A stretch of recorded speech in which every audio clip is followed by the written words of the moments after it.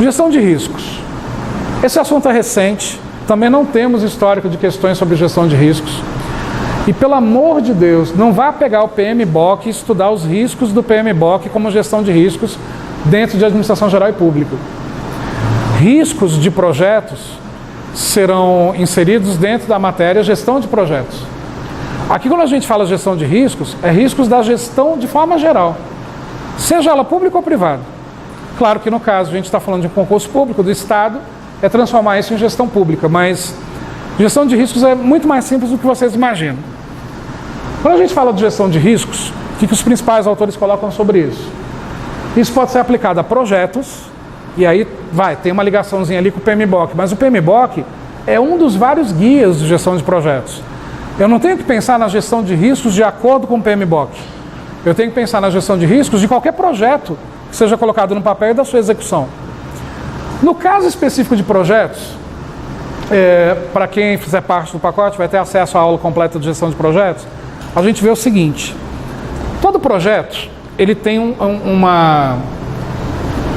objetivo tríplice também. Deixa eu apagar aqui.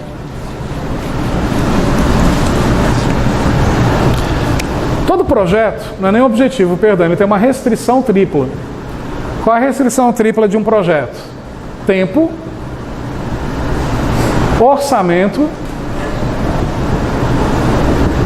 e seu escopo, sua qualidade. Então, por exemplo, o que é um projeto? Algo que a gente coloca no papel para ser executado conforme colocado no papel. A criação de um produto, a criação de um serviço, a construção de um prédio, enfim. Se o projeto tem essa restrição tripla, significa que eu já tenho que pensar, antes do início da execução, qual é o tempo que esse projeto inteiro vai levar para ficar pronto, mas o tempo de cada etapa, qual é o orçamento geral do projeto e o orçamento de cada etapa, e que qualidade, que escopo eu pretendo entregar para o cliente, que vai deter a partir dali aquele produto ou serviço. Isso é a chamada restrição tripla do projeto, ou triângulo do projeto. Levando em consideração que, vamos supor que isso aqui é um triângulo equilátero, onde eu tenho tempo numa quina, custo na outra quina, e o escopo ou qualidade na outra quina. Se eu aumento o tempo, isso é, se eu vou gastar mais tempo do que eu planejei, então eu estaria esticando essa quina para cá. Quando eu pego um triângulo equilátero e puxo uma das quinas, ele não vai mais permanecer equilátero. Mas para que as quinas não se rompam, se eu estou esticando o tempo, o que acontece, por exemplo, com o custo? Ele sofre uma alteração, assim como a qualidade. Qualquer quina esticada de um triângulo equilátero, você gera uma consequência nos outros lados. Então, se eu estouro o tempo, provavelmente eu estouro o orçamento e perco a qualidade. Se eu estouro o orçamento, talvez eu não tenha estourado o tempo, mas eu também estourei a qualidade. Se a qualidade é deteriorada, possivelmente estourei o orçamento ou atrasei o tempo. Enfim, não, eu alterei a qualidade para justamente o tempo não ser estourado e o orçamento também não. Aí você gerou um problema para o seu cliente. Por quê? Porque não foi a qualidade que você vendeu no projeto inicial. Exemplo prático disso. Lembra do falecido, graças a Deus, Sérgio Naia, um dos maiores construtores do Brasil? Lembra do complexo de prédios lá no Rio de Janeiro, que 25 anos depois da construção, todos caíram ao mesmo tempo? Lembram do motivo? Foi usado areia da praia na obra. Pô, areia do mar é rica em quê? Sal. O que o sal, com o passar dos anos, faz com a ferragem da estrutura do prédio? Corrói. E aí o prédio cai. Então, quer dizer, um monte de gente morreu. Por que isso aconteceu? Fazendo uma analogia aqui com a teoria de projetos. O cara deteriorou a qualidade, porque eu duvido que qualquer bom engenheiro tenha colocado. É recomendado usar areia do mar, né? Ele deteriorou a qualidade para não estourar o orçamento, para não estourar o tempo, só que levou um monte de gente à morte e ficar sem casa até hoje, porque colocaram na justiça e não foram indenizados. Isso é pensar no risco de um projeto. Pensar em como executá-lo, conforme colocado no papel, sem que eu deteriore esses três elementos: tempo, escopo e qualidade. O que é gestão de riscos? Em qualquer coisa que se faça dentro do governo. Pensar no tempo de execução, no orçamento e na qualidade. É o mesmo tripé da gestão de projetos. É a única ligação que tem entre gestão de riscos e gestão de projetos, o tripé, o triângulo, só. Então, assim, existe um capítulo no PMBOK que é para justamente o autor do projeto detalhar sobre os riscos daquele projeto. É obrigatório esse capítulo lá. Mas não é esse capítulo que cai em prova quando tem gestão de riscos na matéria Administração Geral e Pública. É pensar em todos os atos, no caso governamentais, nesse triângulo. Sempre levando em consideração orçamento, tempo e qualidade. Então, continuando, o escopo da gestão de riscos pode variar, podendo ser aplicado a projetos, atividades ou ativos específicos, além de poder abranger desde setores e departamentos até unidades organizacionais ou a organização como um todo. Em outras palavras, eu gerencio riscos pensando no trabalho de cada indivíduo, no trabalho de cada departamento e pensando no trabalho da organização como um todo. Em outras palavras, assim como planejamento, assim como controle, gestão de riscos também é desmembrado nos níveis estratégico, tático e operacional. Então isso é importante também anotar. Então, continuando aqui as anotações sobre riscos. Deixa eu até reorganizar essas anotações. Riscos. Observação ao triângulo. Custos, qualidade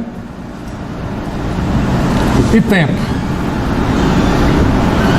Segunda anotação sobre riscos. Assim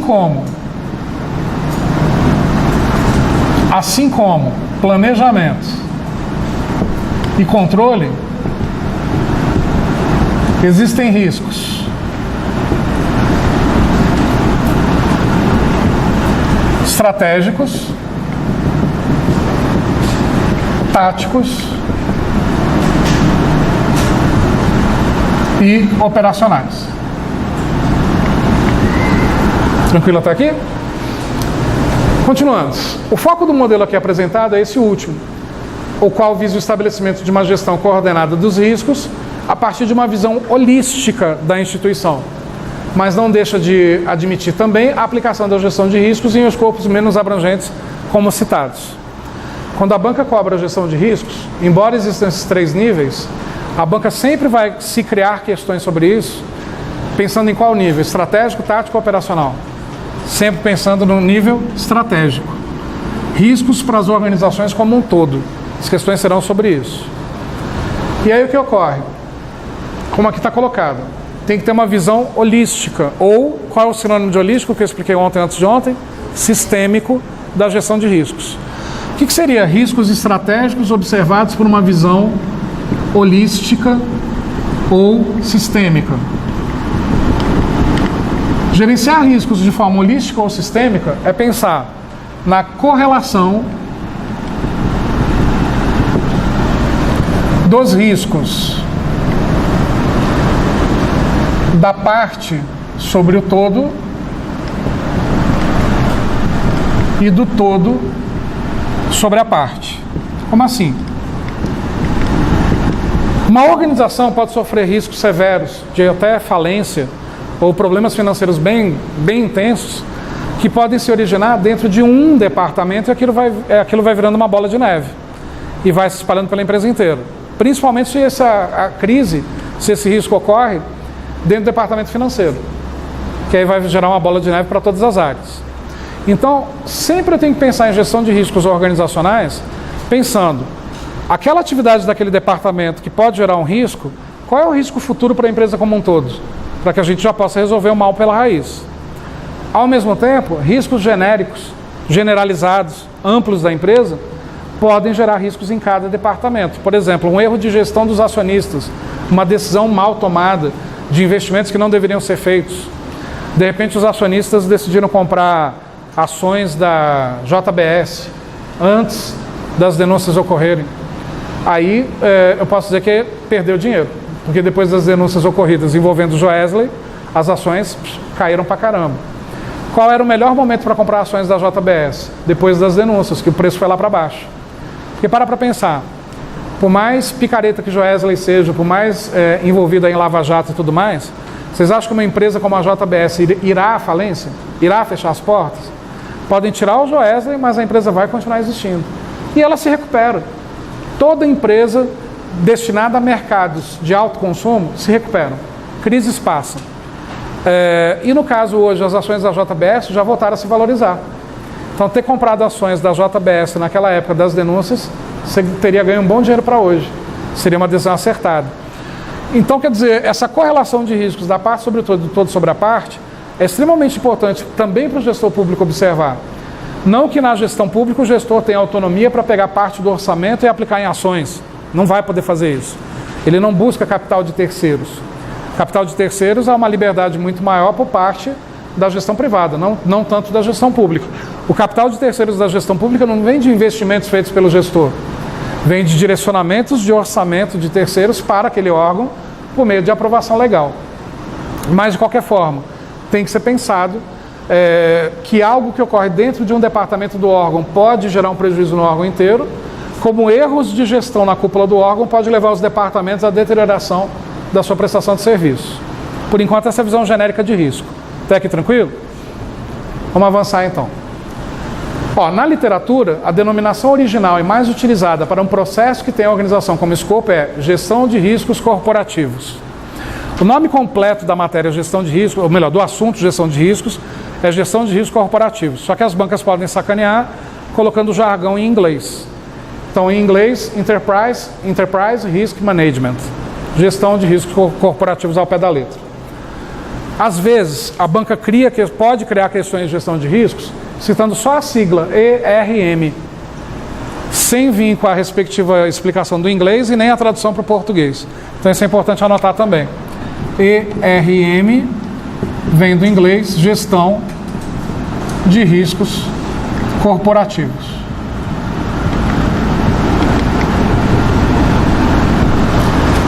Continuando. Pode-se usar também o termo Gestão Institucional de Riscos.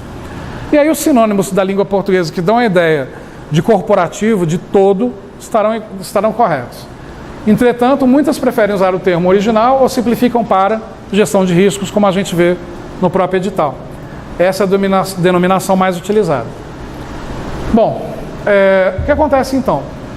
Para que a gente consiga diminuir riscos de qualquer organização, seria interessante a produção de alguns documentos. Isso também é importante anotar. Documentos que reduzem riscos. Que documentos são esses que reduzem riscos? Como está aqui colocado. Guia de melhores práticas. Já falo um pouquinho sobre esse guia. Normas técnicas. E aqui no Brasil a gente tem a BNT. Temos as normas colocadas pelo certificado ISO e temos outras normas técnicas de outras certificações.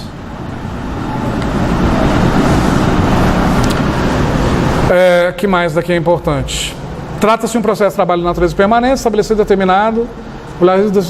Não, só isso daqui mesmo. Então, olha só. Quais os documentos mais utilizados e estratégias para reduzir riscos organizacionais? Primeiro, criação de melhores práticas. Geralmente, se você já trabalhou em alguma grande empresa, você já deve ter recebido uma cópia das melhores práticas da organização. Só que nesse sentido, geralmente é mais ao papel individual de cada trabalhador e colocando mais a questão de uma postura ética e de sustentabilidade. Isso é suficiente para que venhamos a garantir a gestão de riscos dentro da organização? Não. Mas pelo menos a gente está colocando cada trabalhador com as regras que eles devem seguir como padrão dentro da organização para que esses riscos sejam diminuídos. O que realmente garante uma eficaz redução de riscos são as normas técnicas. No caso do Brasil, a gente tem a BNT, tem normas técnicas para tudo quanto é tipo de organização, para toda e qualquer área. Outra norma que eu esqueci de colocar aqui, as normas regulamentadoras, também acabam diminuindo a gestão de riscos. E a gente tem muitas NRs, principalmente no que tange ligadas à CLT, né? Ligadas à questão do trabalhador, uso de EPI, segurança no trabalho e tudo mais. Normas ISO também garantem uma adequada gestão de riscos. E aí uma breve historinha da ISO, porque a banca pode associar ISO com gestão de riscos, é importante saber um pouquinho da história. A ISO é uma organização que fica com sede em Genebra, na Suíça, e ela foi criada nos anos 60, como um mero oportunismo. O Deming lançou o livro Gestão da Qualidade Total nos anos 40, e aí 5 amigos decidiram montar uma organização que emite um certificado para as empresas que seguirem as regras do Deming, os princípios do Deming. Começou assim. E aí o que essa empresa faz? Então, vendia uma consultoria, onde a empresa paga para que esses 5 amigos vão até lá, verifiquem os processos atuais, sugerem melhorias, treinam as pessoas em relação ao livro Gestão da Qualidade Total e vão embora. Começou assim. Uma consultoria com base no livro. Só que isso foi se tornando cada vez maior.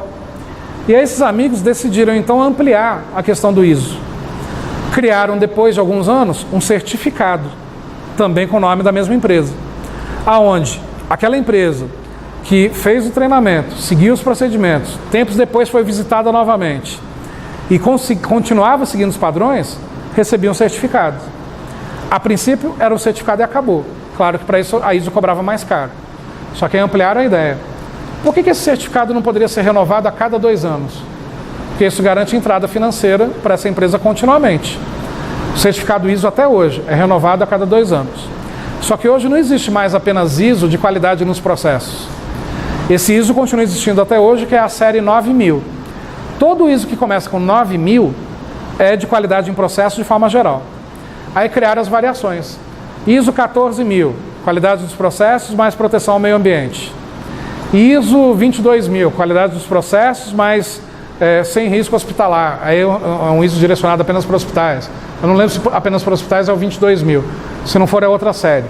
Começaram a criar ISOs para organizações na área de TI, específicos para TI, específicos para hospitais, específicos para serviços públicos, para autarquias, enfim, para tudo quanto é segmento de empresas que vocês possam imaginar. Hoje existem mais de 500 tipos de certificado ISO. Um para cada gosto, um para cada tipo de empresa.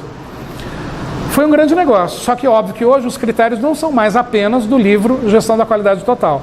Foram criados outros critérios também. O certificado ISO hoje, ele está numa edição tão avançada que não cabe mais num único volume. Existe um volume para cada área que quer a certificação.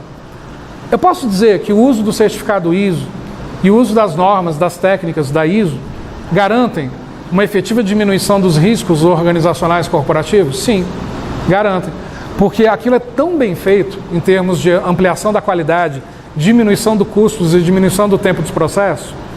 Se você executar conforme ali foi colocado, garante sim, só que tem um porém. Não adianta a nossa empresa pensar em gestão da qualidade com ISO se eu continuar comprando matéria-prima de uma empresa que não pensa nisso. Porque essa matéria-prima não vai chegar com a qualidade que eu exijo aqui dentro. Então olha como a certificação ISO foi uma grande sacada de mercado. Para garantir que você tenha a qualidade total, você tem que comprar de empresas que também têm o mesmo certificado.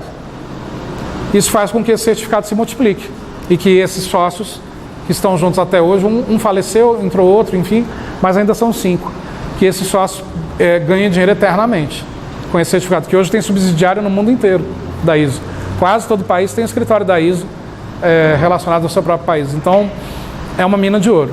Mas, em outras palavras, é correto afirmar que o certificado ISO ou que as normas ISO, de forma geral, contemplam a gestão de riscos adequada, objetivando aumento da qualidade, diminuição de riscos, ou diminuição do tempo e diminuição dos custos, com base na reengenharia de Hammer e Schempp, com base na qualidade total de Deming. É assim que vai cair a gestão de riscos na sua prova, misturando com outros assuntos.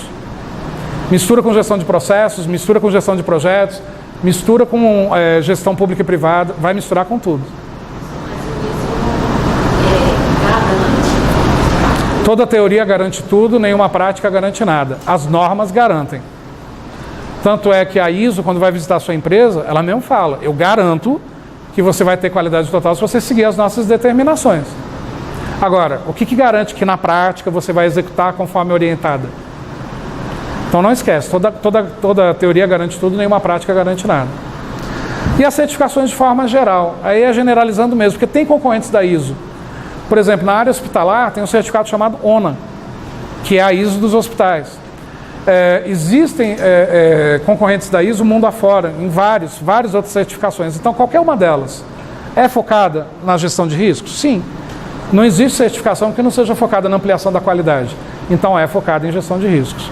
Então esses são os documentos que normalmente são utilizados, além das normas regulamentadoras. Continuando. Elementos dos riscos, né? O principal problema para que um risco ocorra são os elementos indesejáveis. São as merdas que vão acontecer sem a gente esperar. Porque a partir do momento que a gente consegue se planejar até para as contingências, você sempre vai ter um plano A, um plano B, um plano C, para caso esses riscos ocorram. O maior problema são eventos indesejáveis e inesperados. Esse esquema que está colocado aqui, coloca de forma geral o que envolve a questão do risco. Por exemplo, a nossa organização, ela recebe influência do ambiente externo e do ambiente interno. Ambiente externo, clientes. Aqui é externo e interno, não só no sentido físico, mas vamos falar primeiro fisicamente.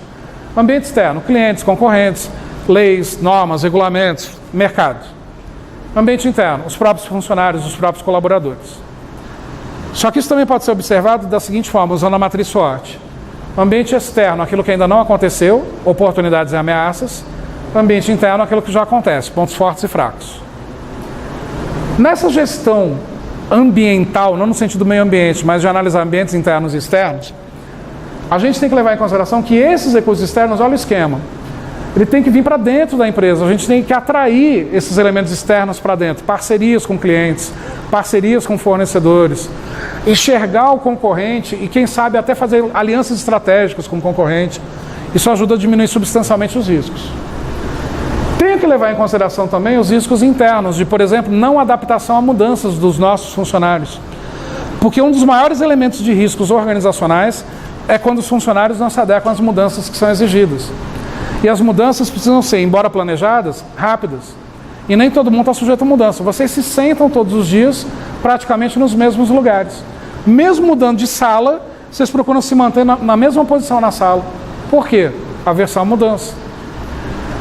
Com isso, eu tenho que levar em consideração todas as atividades que são realizadas, principalmente pelos nossos recursos internos.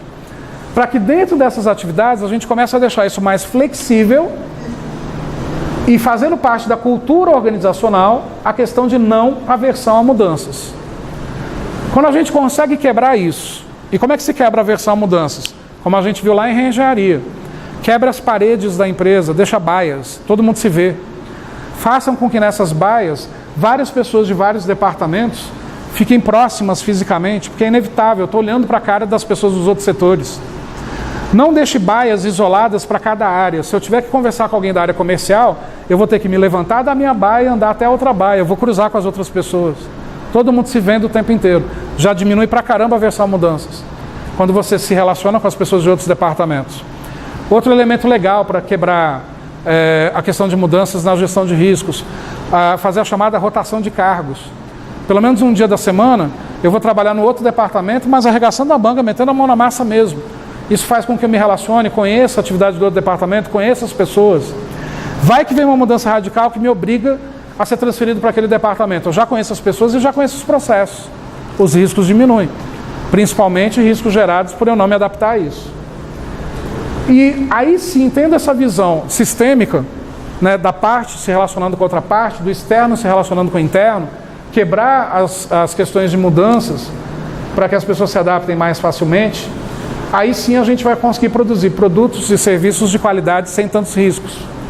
Só que lembrando que este produto, antes de sair da organização, eu tenho que revisar essas atividades, essa relação entre recursos externos e internos, para ver se realmente esse produto vai agradar quem interessa, o cliente. Com isso eu reduzo os custos, ou reduzo os riscos. Eu acho que a imagem que se tem de gestão de riscos, ou pelo menos que vocês tinham, não era exatamente essa, pensando em provas de concurso. Era pensando muito mais em riscos diretamente financeiros, ligados à AFO, ou diretamente ligados à gestão de projetos. Não, é uma visão geral de riscos, com tudo aquilo que influencia uma análise de risco para qualquer organização, seja ela privada ou pública.